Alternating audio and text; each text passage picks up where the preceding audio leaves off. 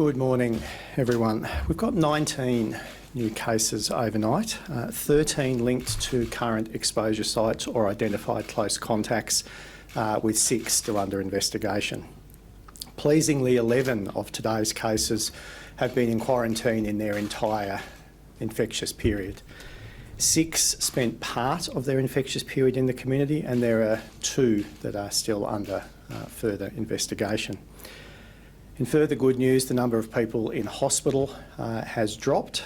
We now have 8 hospitalised, with 1 remaining in intensive care requiring ventilation. Testing numbers increased significantly yesterday to nearly 3,500. This is a big increase that we're really pleased to see, and we thank everyone for coming forward to get tested.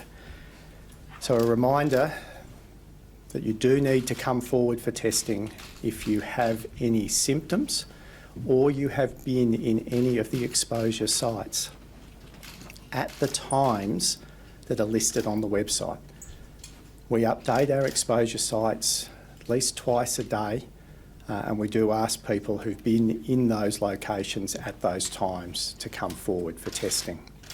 This helps us have a really good understanding of where the virus is in our community.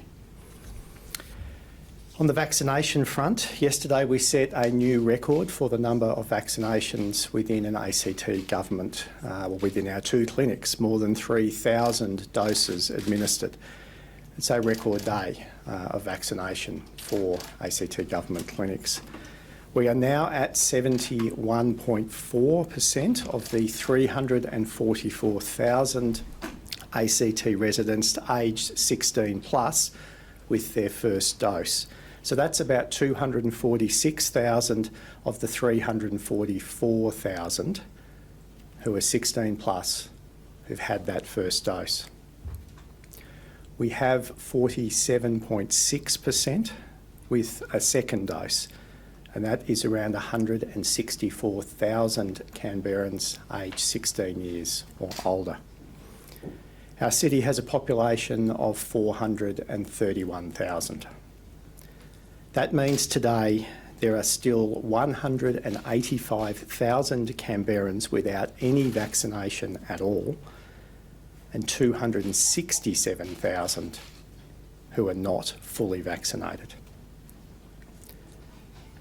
This means we are still several months away from 80%